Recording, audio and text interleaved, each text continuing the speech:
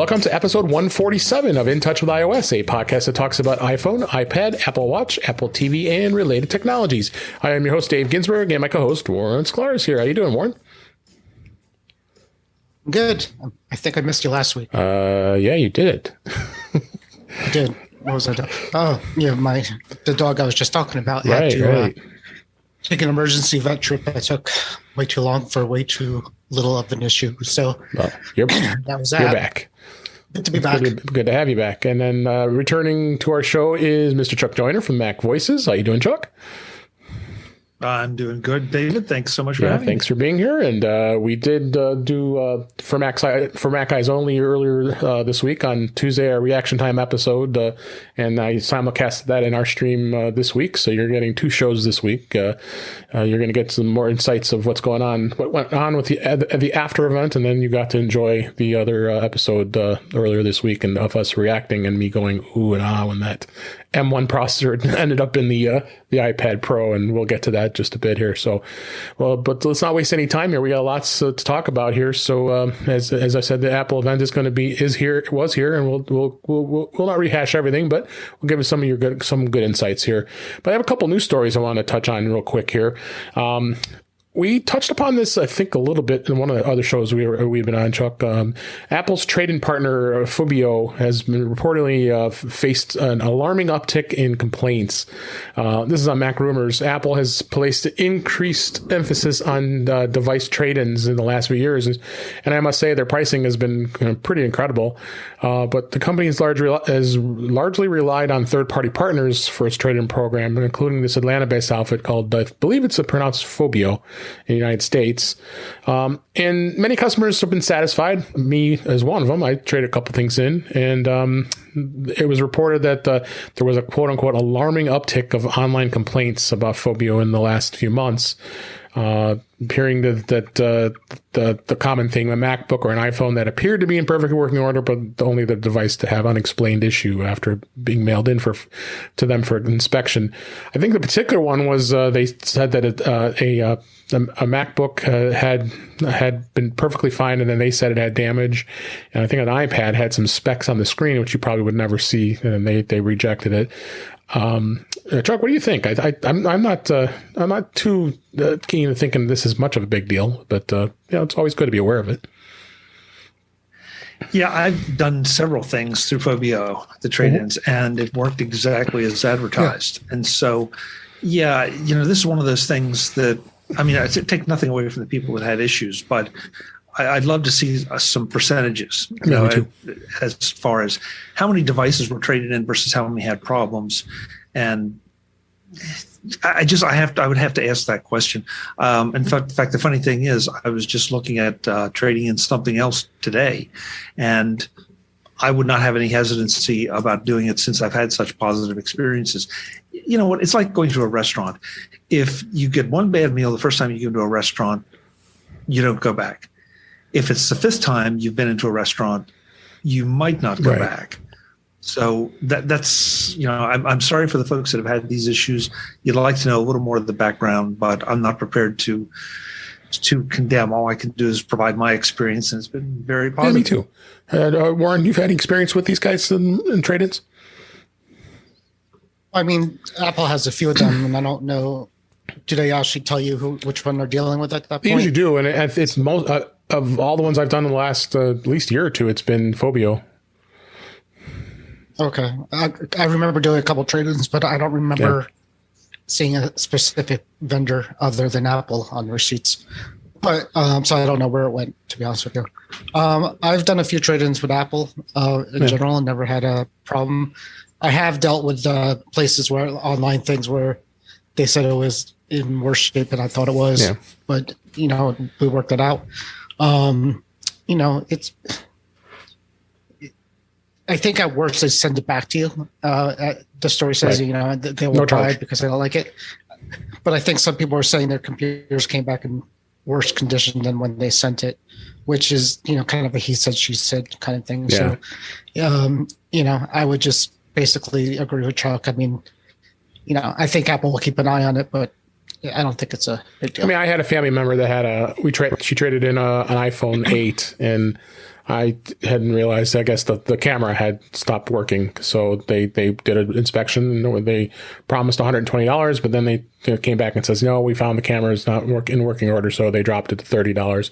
And for them to waste time, send it back, I'll take the $30 and move on, because the phone pretty much is, worthless at this point, unless I want to put any money into it to repair the camera. So we move on, but that was fair. I mean, if I didn't want it, they would have happily just shipped the phone back with no charge. So, but just buyer beware. Just be aware that when you're trading things in, to make sure that you're aware of what the condition is before you send it in. David, I think that's a great point, and I don't want to skip over too much. Maybe if you have concerns about something, you've got an iPhone somewhere, so take some really good pictures, some high quality pictures of everything. Test the basic functionality. I mean, because all of them ask those same questions. Does it work? Does it have any issues? 1, 2, 3, 4. And you can't check everything, but check the basic things and be honest with them. Because, if you're honest, then you have your expectations that they have theirs. I've had a couple things, not with Phobio, but where I felt like, okay, there's some moderate wear on the keyboard and all, and I put that down.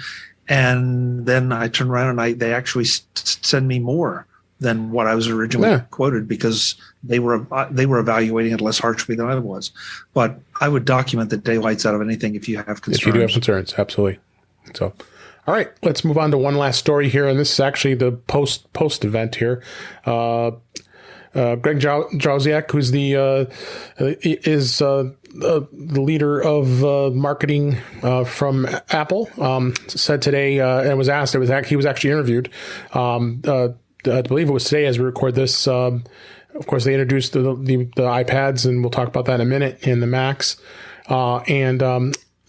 People are asking. One of the questions was asked of him was the fact of now the use of the M1 chip that's going to be in the new iPad is led to speculation whether they're going to be merging the iPad and Mac lineups, and he flat out pretty much said absolutely not, and they're trying to make the best products in their respective categories. Chuck, we've always had this debate, whether is this an iPad? Do you use your iPad as your primary device? Can they run Mac OS? I know we were talking about this on Mac Voices Live, but Jim Ray was saying, well, I want Mac OS on an iPad. Do you think it's going to happen? I'm kind of skeptical. I don't know. I'm ready to slap somebody about bringing this up constantly. It really is. I guess you're catching me at the end of a busy week, and maybe I'm getting grumpy or something. But it's like, would you people please just evaluate the products as they are and stop wishing for, yes, I would like a transporter and I would like, a Ferrari. It's not going to happen.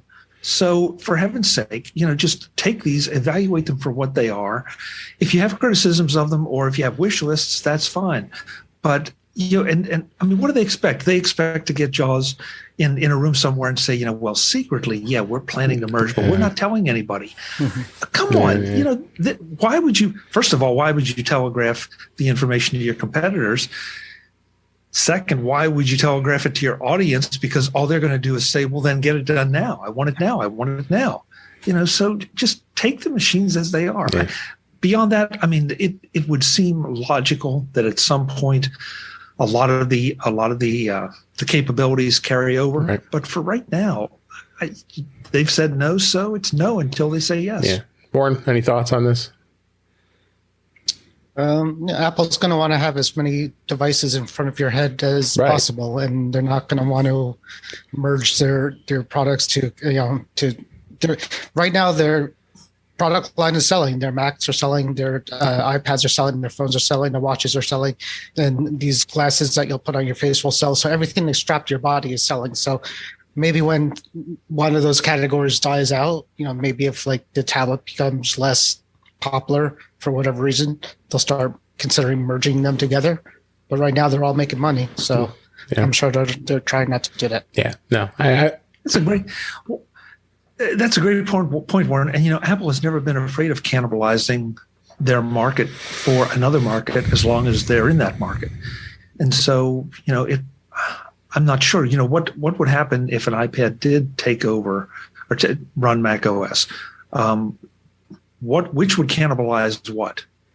Well, if an iPad ran Mac OS, then it's not an iPad anymore. It's a Mac, right? Because an iPad's just a screen at that point. So, I mean, if you have a device that could run iOS and Mac OS, is that if that's where you're going at, maybe they're kind of going with that with the new M1 Max, where you could start running iPad apps on the Mac. Yeah. So the technology is there. Apple could make one device that runs both operating systems. They could make one device or they can make one operating system that merges to both together. So it depends on again it depends on what you want to do with it. But again, if you have an iPad that's running Mac OS and a keyboard and a trackpad, it's actually what is it? Yeah. Yeah, I agree. All right, let's go ahead and move on to the topics of the week. As soon as the announcement was made, Apple went ahead and released all the release candidates for beta for this week, as we always talk about on our topics. iOS 14.5 beta RC, which is release candidate, was released this week, and which means it's near its final version. And usually I give in, which I did, and I did install the release candidate on my iPhone and my iPad already, and yeah, and now see what I've been missing with the ability of being able to unlock my iPhone with a mask on. So I'm pretty excited to finally have that. I know you've had that for a while, Warren, and don't have anything else to say about other than great things. It is pretty awesome that it just unlocks. I would have been mad. I would have been mad at myself for the last 6 months for not having it if I didn't do it at this point. Well, because at work it's been a godsend because I'm always on my phone and mask on. I have to wear a mask. So, I mean, for me, just being able to unlock my phone every time, it's great. In fact, I think even our friend Brittany, she doesn't normally go into with the beta, and she installed it because of her wanting to be able to unlock it with her mask. So I see what everybody's been missing, but I'm not one to really dive in it. When it gets the release candidate in GM or Gold Master, then I'm pretty comfortable to pull the trigger on it. But you could just wait a week. But but usually I don't. That's when I give in. I mean, I just don't want to be on the beta cycle throughout the whole time. I let you do that so you can tell us what your experience is, Warren. Well, the last beta cycle, it was long. It was long. So and after the second beta of it, I didn't notice one difference in anything, either performance stability or anything. That's a good thing. But this is not unusual, and they did this on Mac OS today as well, is the overlapping. So the release candidate is out. It's not out to the public just yet. It should be. They're saying the release next Tuesday, I would think. But then iOS 14.6 beta 1 has been released, and we've now are going to start testing on that. Right now, I don't see any. Did you upgrade, Warren? I'm assuming you did. Yes, I did the iPhone and the watch today. One of the changes I saw was interesting is I know you usually had to get the new profile every time the new beta came out. You don't have to do that anymore from what I see, because it did give an option at the bottom there saying also available iOS 14.6, and I have a link in the show notes from 9 to 5 Mac showing that. So I thought that was interesting, that because usually you need to update the profile every time they move to the next version of the beta. I wonder if this is the first time there's three releases of the operating systems. Yeah, there's two betas in the production version of it. So. Yeah, so you got three. I don't.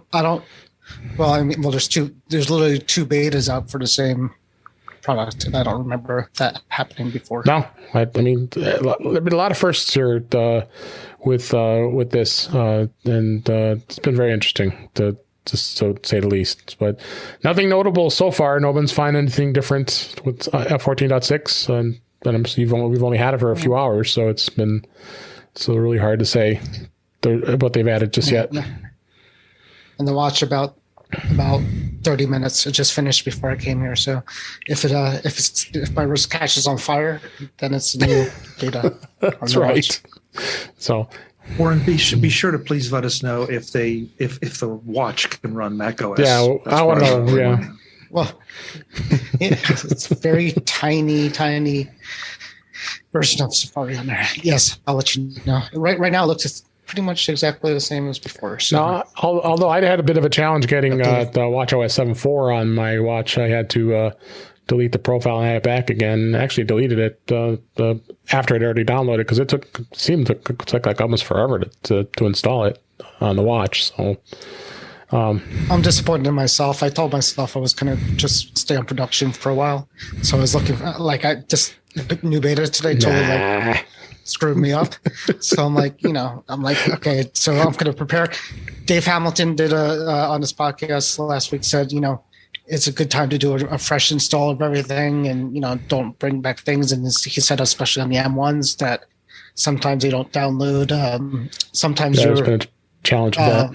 You're not getting the optimized version of the program if you're doing a restore. So I was going to do all that, and then they dropped these new betas on me. I'm like, all right. Well, that's what we have you, so you can keep reporting us back and let you go on live on the edge with the new version. So that's beta for this week. iOS 14.6, iPadOS 14.6, so watchOS 7.5, and then tvOS is also, I believe, is released as well. So, all right, so let's jump right into the spring loaded Apple event, and it was really spring loaded. There was a lot of product releases, and there was a lot of information squeezed into that one short hour. Wouldn't you say, Chuck? Because we really got a lot of information and all that in that little time.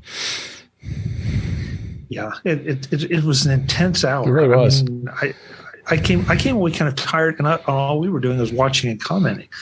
But it was fast. It was furious, and the great thing I thought was, for some of the, I with all due respect to all the announcements, with some of what I considered the second tier announcements. Yeah. You had questions about them, but you didn't have time to really contemplate them because they were on to the next thing, and you had to pay attention or you were going to be lost. Yeah, they were. So, so I've got a full list of show notes in here. We're not going to dive deep step by step on every single thing, but we're going to come up with some high points here. Briefly, I'll just mention the two things like you said, they just skimmed over. The first one was the Apple Card now supports Apple Card Family, where you can have your spouse merged with your account and allows you to be able to share both credit lines, be on one account, and not have to be separate and still help your credit. The credit limits will be merged, and then your APR would be you would get whichever of you had the lowest rate. And then they're also working with it as far as the family sharing plan. If you decide if you have kids and you want to be able to give your kids allowance to use a card, you can do that and be able to add that as well. So I thought that was a cool thing that they did. So. And did you have any comments about that at all? Not really. Just it's one more refinement to the financial aspect of things. Yeah, another as part of their package of services. And then the next thing was podcasts. There's new podcast subscriptions. I have a link in the show notes to the actual news release from Apple. So starting in May, they're going to allow listeners in more than 170 countries and regions sign up for premium subscriptions that include a variety of benefits curated by creators such as us. Such as ad-free listening, additional content, premium stuff. So, of course, Apple's going to take 30% cut to start for the first year and then 15% after that. So, I'm not sure where we'll be with our podcast, but I think this is going to be a pretty exciting thing here. A lot of notes, people making suggestions of what they think this is going to do. You, Chuck, as being a podcaster much longer than I have, what do you think of this? Do you think it's something that you might be exploring? Have you looked at it yet? I have not looked at it in depth, David. That's going to be one of the things I do over the weekend because I want to understand this completely. Yeah, I haven't spent much time there.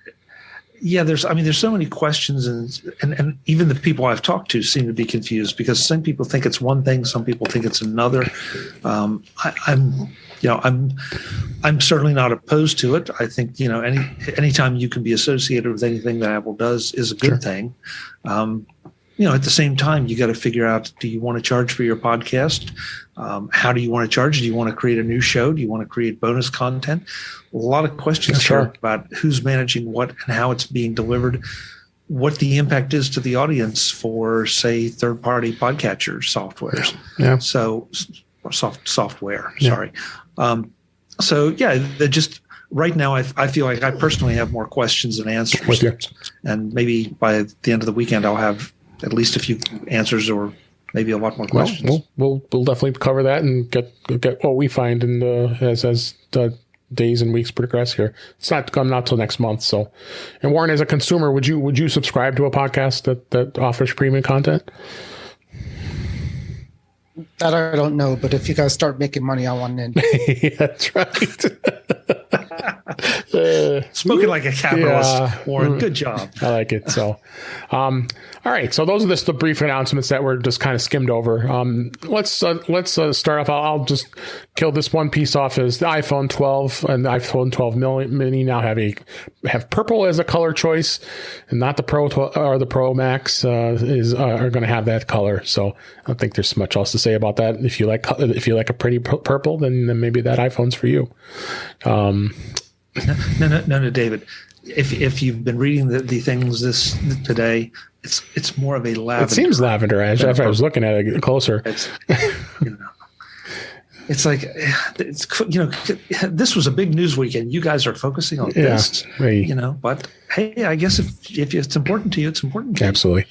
It's not even lavender. It's going to be a made up apple color that they make up words for, like tangerine jello is one of their new spring colors, I think, but yeah. They generally don't use just green or blue. It's fancier. So let's go ahead and move on. Let's spend some time on AirTag. AirTag was the big announcement of the day, I think, because it's a new product, and interesting device, little disc. It's got the Apple logo on it, and gives you the option to be able to keep track of your stuff. Whether you want to keep track of your keys, your backpack, or any other device, you can put this in the bag and be able to track where it's at. So.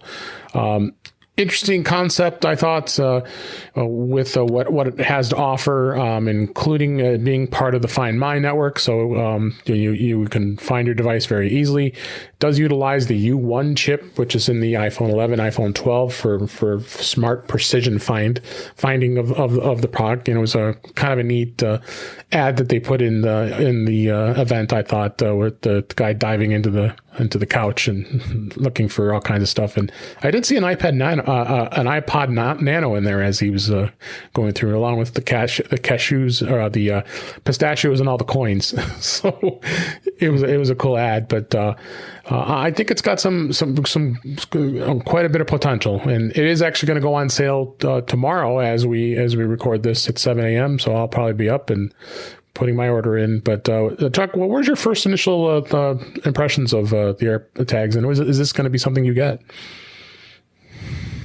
I'm definitely going to get a set of 4 and try them out.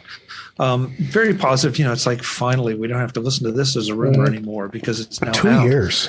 It was 2 years. But yeah.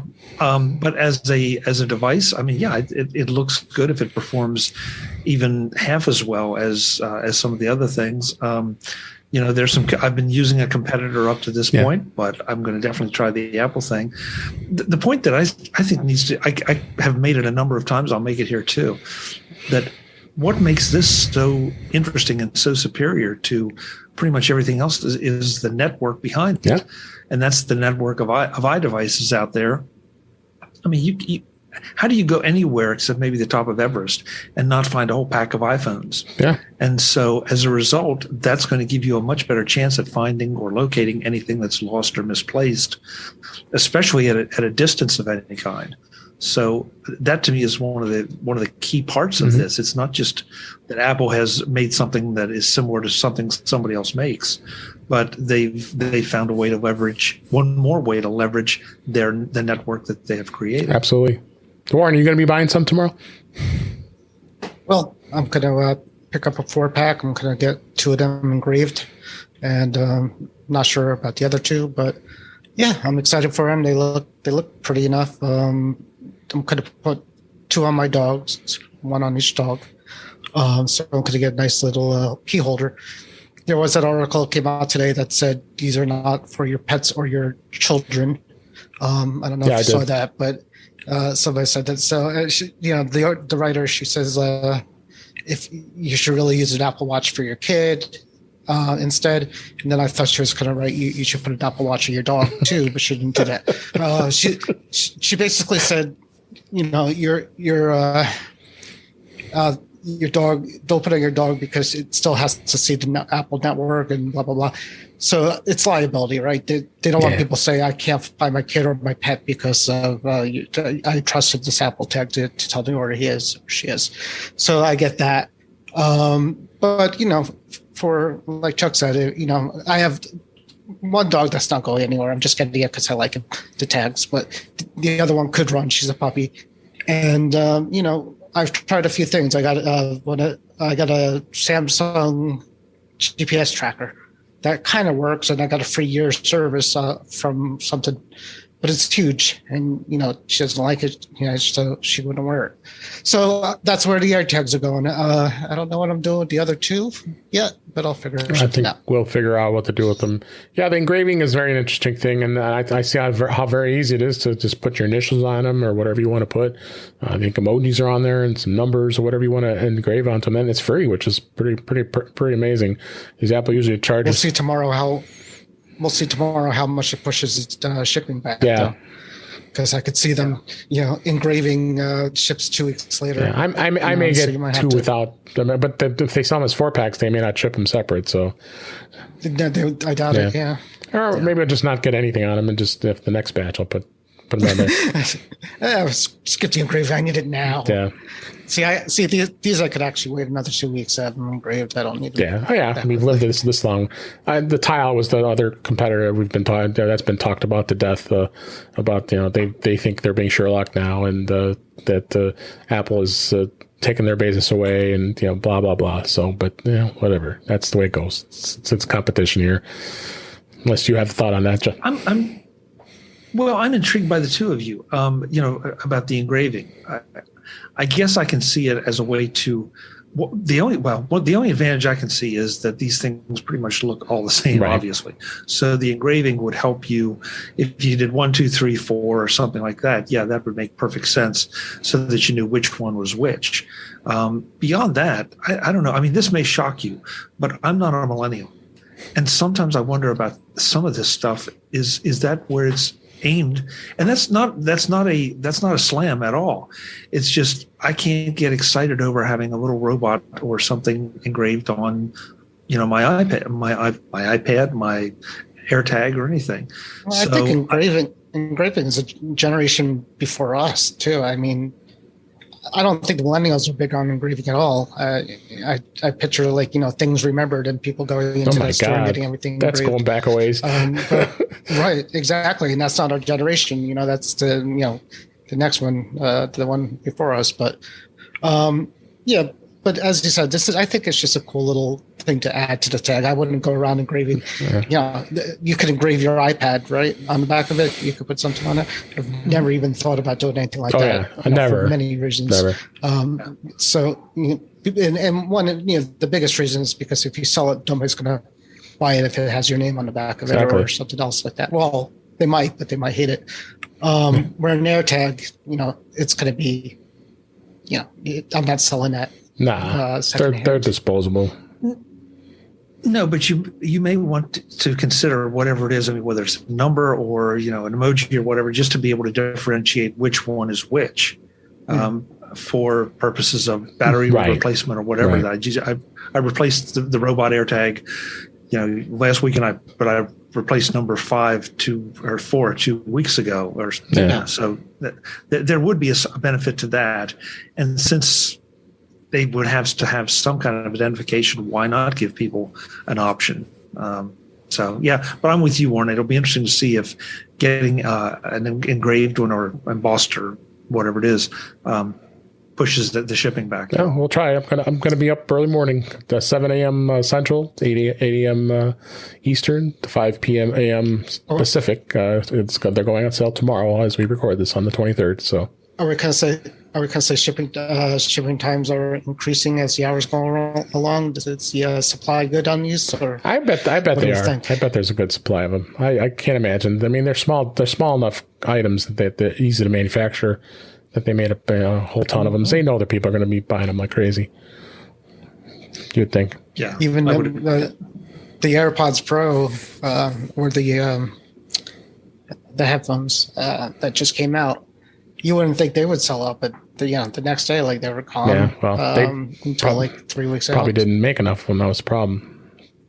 Just to wrap up with AirTags, you can buy the extra key change, and Apple is just charging quite a premium for it. And some of them, I know there's a Belkin one that's around $12 or $13, but all the Apple ones, the basic ones, are $30, $40, which is a little steep. It adds double the price of the AirTag. Then of course there's the dreaded Hermès. Yeah, spending $450 for a luggage tag that you want to put on your luggage, right? And just because you could say you have a Hermès AirTag ring. So crazy stuff with that. Battery is replaceable. They're saying it's 1 year of battery life. It does use the wafer size. The 2032 battery, would very common, very easy. Looks like very easy to replace. And check it out. I think it's good. And Siri's going to be working with it as well. Precision finding is going to be great. Find My Network. So all that we talked about, it's going to be good stuff here. So do you guys have anything else you want to talk about the AirTag before we move on? All right, let's move on to the iPad Pro. I know Warren and I have been itching to replace our iPads. We've had them since 2018, and we held off when the 2020 model was because there was zero reason to actually update it. But there could be some of a compelling reason of it. I know I got excited. If you go back and listen to episode 146 of the show, and my excitement when I saw that. Tim Cook was in disguise, as we found out after the fact, when he was pulling out the chip from a Mac and an M1 chip from the Mac and transplanting it into a iPad Pro as they close it, and then Tim Cook took his mask off. So that was probably the most interesting of the announcement, is the fact that they've now gone to the same exact chip, the M1, that's in a Mac Mini and a MacBook Pro and a MacBook Air. Let's talk about the processing a little bit. Chuck, what do you think? Do you think that was I think that was a pretty good move. I think it is, as far as moving over to that processor. I think it's definitely a good move for lots of reasons. I mean, I can see from a manufacturing and supply standpoint, they only have to make M1s now. They don't have to worry about any of the A series chips. So that's good. You get the added benefit of the horsepower. So this makes, to me, this means that forget the Mac OS thing for a minute, but just there's going to be very little reason that a developer can't do just about anything they want with this M1 chip in an iPad. So there's going to be no more questions of horsepower or anything like that for quite some time to come. So I think that makes it just flat out exciting right there. And for those people who really are trying to replace their laptops with an iPad, they're going to have access to a whole lot more power than they've ever had before. So I think it's a great move. I'm not enough of an engineer to know about heat issues and power consumption issues, but from what we've seen with the MacBook Airs that have the M1 chip, and every user, and me included, they just go and they go and they go and they go. And, you're kind of surprised when you have to recharge it because the battery life is so good. So on an iPad, I would think this would make even the battery life even more amazing. I would think, on how you use it. With my experience having the Mac Mini M1, which of course I don't have a battery for that one, but it's quiet, and that really tells you that the M1 can be handled in a device that doesn't need fans. Albeit we aren't talking about the iMacs today, but the iMacs do have small little fans that were set at 10 decibel, which you barely could hear that. But there was obviously a reason because of the screen and all the other components that are in an iMac. But yeah, I think if you compare it to any of the MacBook Pro, MacBook Air, and the Mac Mini, no fans are needed. So, and there's never been a fan in iPad before, so they obviously know that chip is going to work fine in an iPad. Warren, what's your thoughts on the processing of this new iPad? Is it going to be compelling enough for you to upgrade? I mean, for what I use my iPad for, the performance on my 2018 seems incredible still. I don't notice any lag with anything. Yeah. But with the with the demos they did, they did the demo of the guy playing the piano and the music transcribing right on spot, which was really cool. They also put the iPad on a tennis court and it could tell you if the ball's in and out. So I'm assuming they're going to hopefully come out with things that are more real time like that. And if that if it could do cool things, like the other one can't do as far as like real time captures and real time activities, and it might be worth it. I guess my answer is with the existing software and apps that are out there now, I don't see any reason to go to the M1. I would hope to go to the M1 for what they can possibly end up doing with it. Yeah. Well, a couple of things now as far as the same sizes, and I'm kind of pleased with the fact that the 11 and the 12.9 are exact same dimensions. So the cases we have, the Magic Keyboard is fully compatible that we both own. So you can get that. In fact, I had another case I looked at. That was the floating case I got, the float. From Kickstarter, that was compatible to the new one. So I've got two good cases, and the fledging that I have too. I just made sure that then they backwards compatible that one too. So you got some good case. If you have cases already and you're in with that size, then you're in good shape. Really, the compelling reason to move up to the 12.9 is the XDR, the liquid retina display.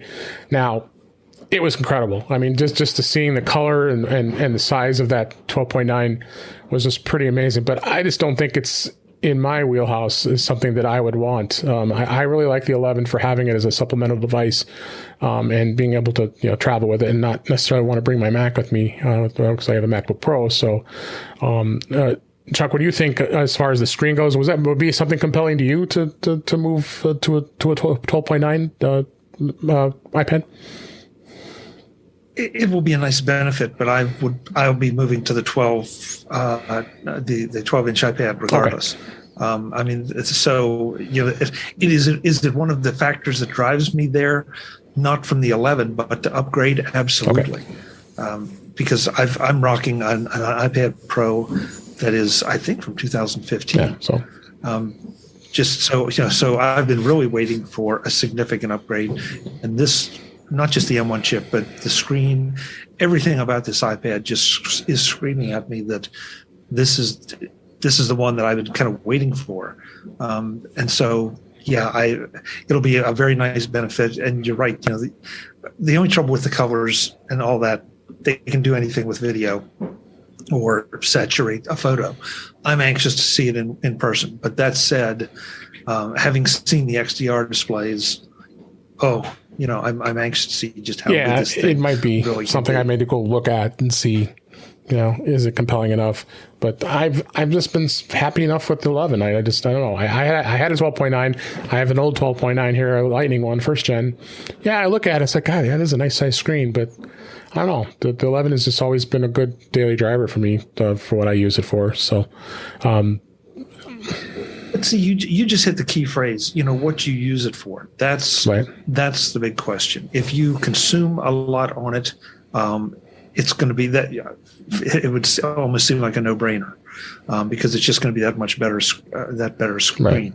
If you need the extra real estate, then it's a no-brainer. If you're somewhere in between with that, then, there are no wrong answers here. It really is a matter of sitting down and saying, what am I using it for? How am I using it? And, what's the cost benefit on the additional money? Right. Same with you, Warren. I mean, your 11-inch iPad Pro, would you be compelled to go to the 12.9? Oh, I've been arguing with myself for the last few days. It has to be interesting to see.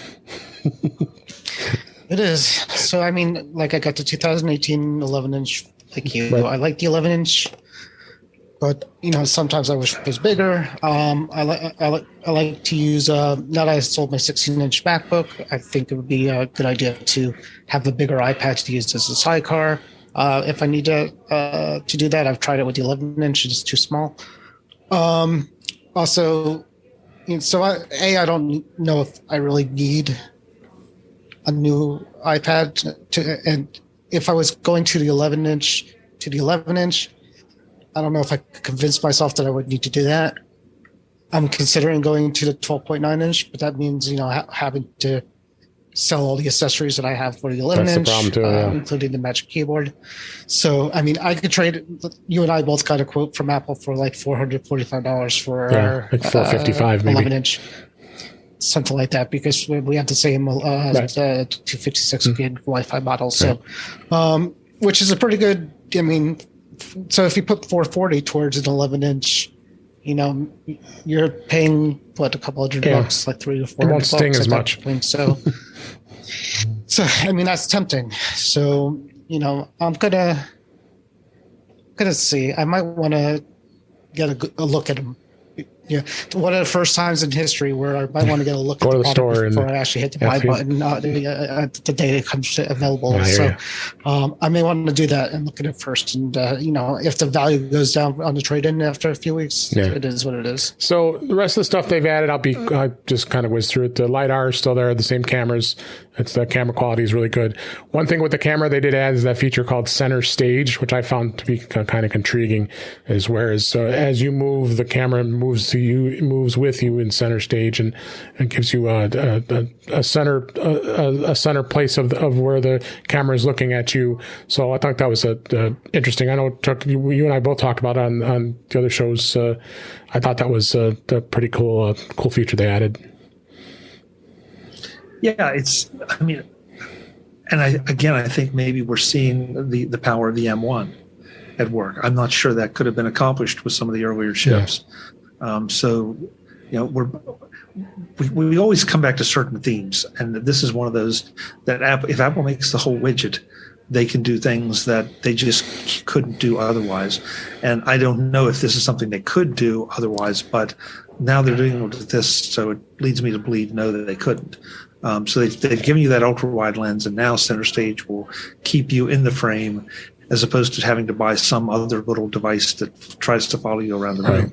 Obviously, this can't rotate the iPad, but it definitely helps for someone that is doing a presentation or whatever to keep them in frame. So yeah, I'm anxious to play with it and see just how useful it is. It looks to me to be very useful in certain circumstances. Sure.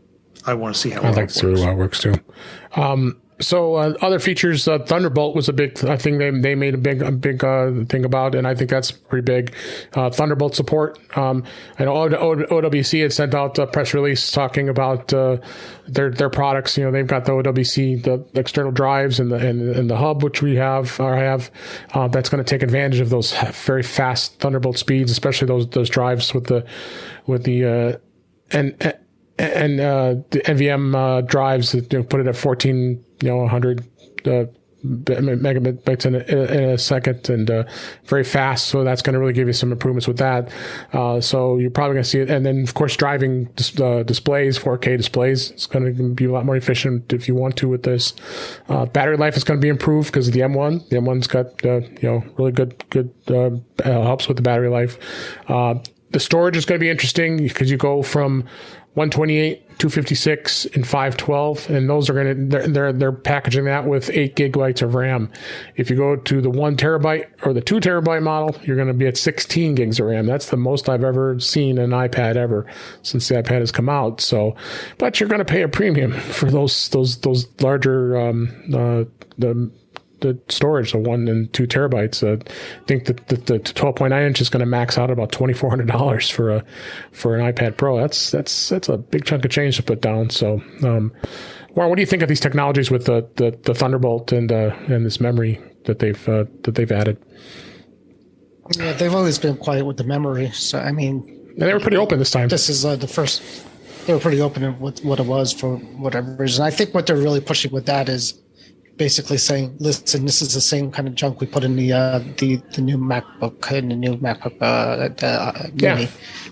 So people know, like, this is a computer chip, right? Now we're talking. This iPad has a computer chip in it, is what they're thinking. And what they I don't even think that way. But they, as far as the storage goes, I know you guys were saying during your pre-show that you thought it was going to start at 64 at the price that it was coming out with, and they gave you 128 as a base, which is good. And you and I have talked about reasonable. Yeah, you and I have talked about what our sweet spot is, and we're pretty much at 256. But sometimes I wonder if I could get away with 128. And just kind of not download my photos onto it or whatever.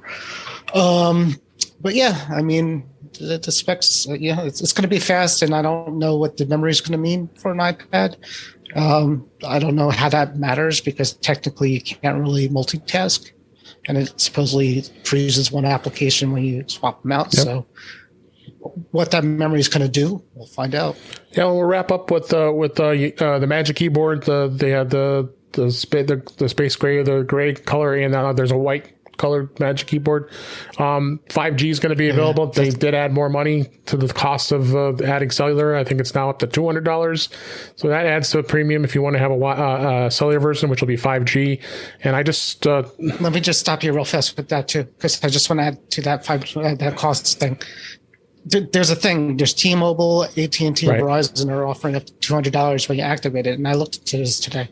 For T-Mobile, you have to buy. It's on a subscription. It's pay as you go, $25 plan. Right. So you're actually getting the $200 back pretty quickly, and from it. So it's not a bad deal if you want to think about doing that, or getting free cellular for a couple of months, 8 months. Yeah, I'm fine because I always have my iPhone with me. Just use my hotspot. That's why I don't ever buy the cellular version. Me too, but I mean, if it's almost free at that point, you might as well kind of do Chuck, it. you buy the Wi-Fi version too?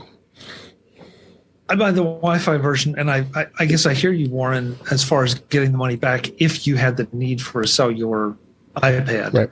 But if you really don't have that need, then I'm with David. The hotspot is almost as good.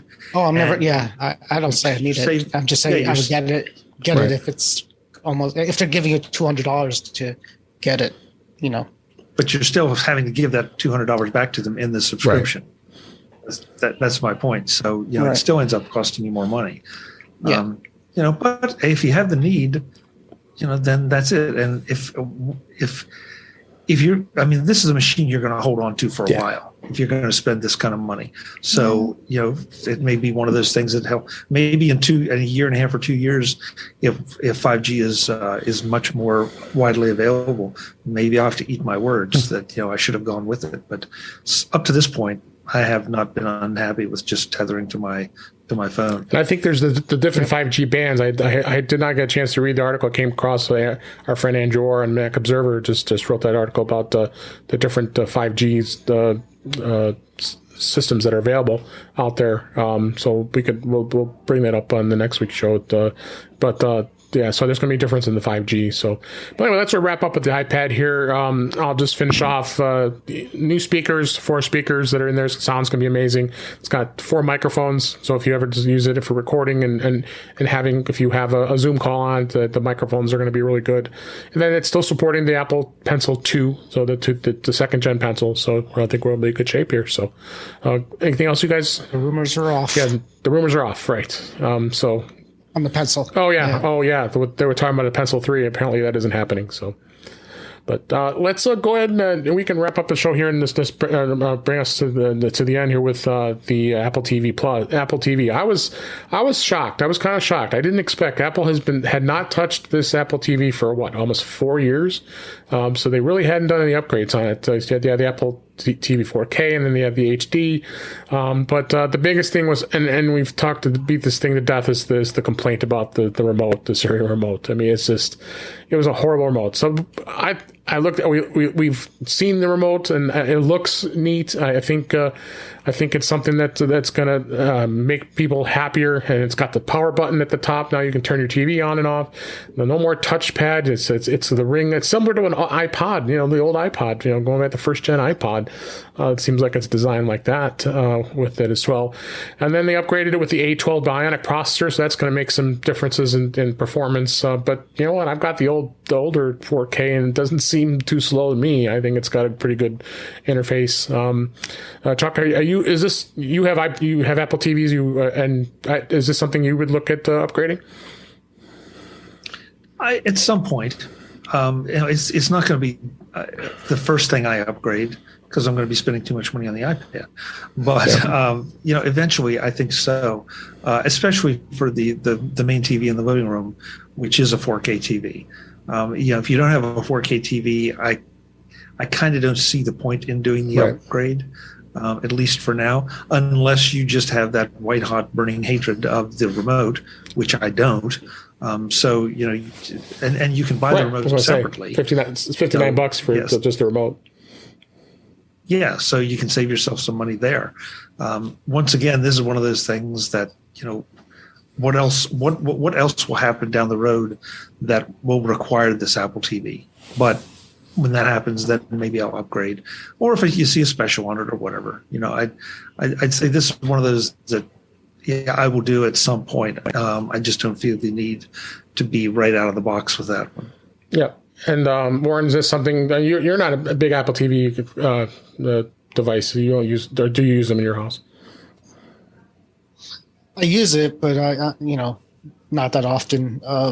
I still have the HD version of. I didn't get the 4K one, and I don't regret that either. I mean, I like it, but I just use it for Apple TV and Netflix, and I found that I could do that on my TV just as fast with the smart TV. So, I'm with Chuck. If they come up with something that takes good use of it and makes it more fun, I would definitely get one. I have a 4K TV for that. But I would love to set up like the Apple TV and the Home Pods and get the whole nice theater going. But at the end of the day, you're just lazy. You just turn on the TV and you don't want to go through all that. So, to answer your question, no, I'm not jumping on that right now. Yeah.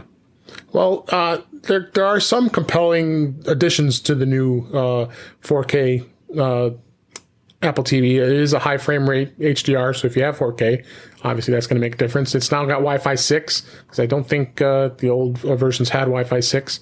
It now is incorporating the smart home hub, so the Apple TV can become a hub for your smart home for the HomeKit. So that could be something compelling that you might want to look at. AirPlay now has Dolby Atmos, so sound will be even more vastly improved. One thing that was interesting I saw was the color picker with using your iPhone.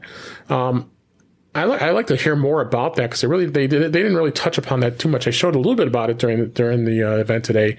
I don't know, Chuck, if you saw anything with the color balance. I'm sorry, it's called the color balance with iPhone, doing color balancing with your TV. I'm pretty interested in seeing it. I don't know what your thoughts are on that as far as what that's going to do.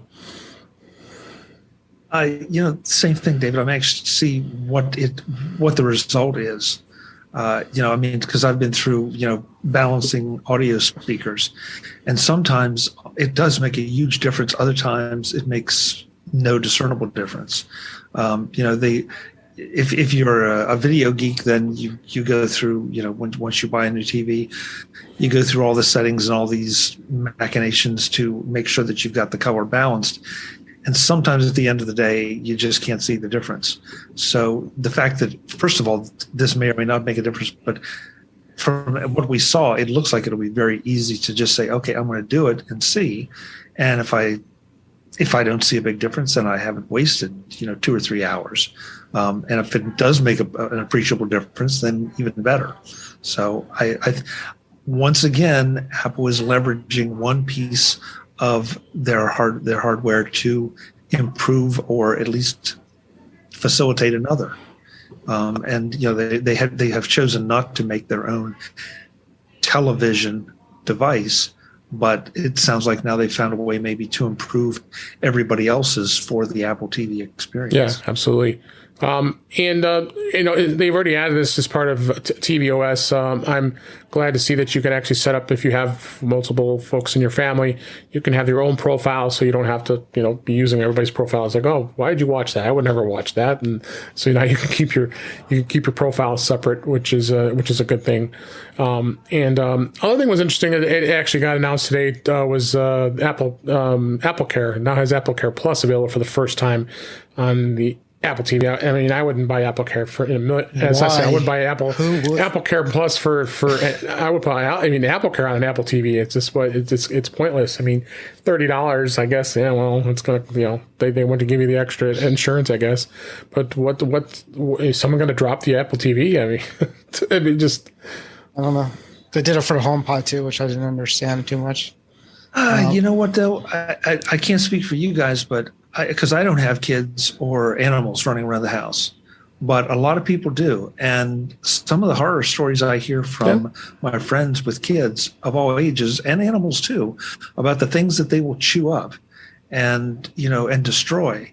And so I'm not sure exactly how that fits into AppleCare, but it would be an interesting thing to say, okay, hey, my Apple TV got destroyed, but I've got AppleCare, so I get a new one. Yeah, because you get. Does it cover accidental damage? That's why this is the first time for AppleCare Plus. So yeah, Plus, okay. You get 3 extra years of protection, and then you have 2 additional incidences of accidental damage. Yeah, I mean, I could see it falling off of a shelf, or like you said, an animal might hit it, or but I think this is going to be something that maybe somebody would think of. I mean, it's $29, so I mean, you buy a new one, it's $179 or $199. So I just don't know how like I kind of with you, Warren. It just those things they're like bricks. I mean, there's Apple TV, like the first generations that are still running. Right. I mean, they're pretty solid. You'd have to really fling it. you would need a bad kid or a bad animal to really do a good job on it. But if you think about it, sorry, go ahead. No, I mean, the HomePod I get more because the animal could show on the cables and stuff like that. But I don't know. It's just it's sitting on just talking about the Apple TV in general. It's just sitting under a cable box somewhere. It's not going anywhere. But that's just me. So. Well, and it doesn't cost. Let's look at it this way. First of all, you don't have to buy it, and second, it doesn't really cost Apple much of anything to offer it. Oh, yeah. If you are one of those who has concerns that something might happen to your Apple TV, so it's no. like, don't get me wrong. I got Apple Care Plus on a lot of my stuff. It's just some things I just don't. So just kind of wrap up the Apple TV here. They're also still selling, believe it or not, the Apple TV HD for $149, which will now include the new Siri remote, which I guess it's compelling enough that if you have an old one, you might, or if you have a really old one, especially if you have a Series 3 that's obsolete, that might be something you might want to look at if you don't have 4K. And then the 2 4K models is $179 for 32 gig and $199 for the 64 gig. And then, again, like we mentioned, you can buy the Siri remote separately for the first time. Not for the first time. They've been selling it for a while, but not anybody would want to buy that old remote. I wonder how many there can have left in our house of old Siri remotes. Get on Facebook and look for somebody who's surplusing them. A couple other things with the Apple TV Plus. I'm pretty excited to see Ted Lasso is going to be coming out on July 23rd. I watched the trailer and it's just so feel good every time you watch it. I went and watched it again, and I can't wait for that show to come out. And Apple TV Plus content continues to evolve, and I see a lot of great shows coming. So I think this is going to be a good device to be able to consume all that. I mean, of course, you can watch it pretty much anywhere as it is anyway. So I think it's a pretty good stuff. So But yeah, I think we covered pretty much everything there was to know about the event, and we got it within an hour here. So unless you guys had anything else, we're going to go ahead and wrap things up for this week. That's a wrap for this week. Please send your comments and questions or suggestions to our email address, feedback@intouchwithios.com. You can follow us on Twitter @intouchwithios, or you can also subscribe in your favorite podcatcher, including Apple Podcasts and many others. But better yet, go to our website at intouchwithios.com, where all the links to all the ways to listen to us are there. I am your host, Dave Ginsburg, and you can find me on Twitter @DaveG65. Chuck, thanks as always for coming on the show. We always love having you on, and tell everybody where they can find you. Hey, I always appreciate it. It's always fun to talk to you guys. You can find what I do over at macvoices.com. We talk to lots of interesting people. On Tuesday nights, we do Mac Voices Live, and David and Warren have been known to stop by on more than one occasion. And so there, it's a panel discussion of whatever the topic of the week is, which usually lasts for about the first 3 minutes, and then the panel takes over and runs 2 hours later. Yeah, I completely lose control, but it's a lot of fun. We have a blast. And of course, on the socials, I'm at Chuck Joyner. Great. Thanks for having me, Dave. Thanks for being here. I really appreciate it. Warren, what's been going on at Mac to the Future Facebook group? Anything exciting? No, you know, I always use this time to thank the guests, and thank you, Chuck. It's good seeing you. Sorry I missed the other day. I wanted to join because I know you guys were talking about the new stuff, but I'm sure it was good. And you guys have a busy week. Oh yeah, this will be. I think we have number 6 tomorrow. So I just can't. I'm just in awe of how much time you guys are doing on this. Well, this was a busy week. Yeah. I think it'll settle down a little bit and somewhat normal because whenever. Well, three more months till WWDC. The next event, yeah. So. Yeah, boy. Much.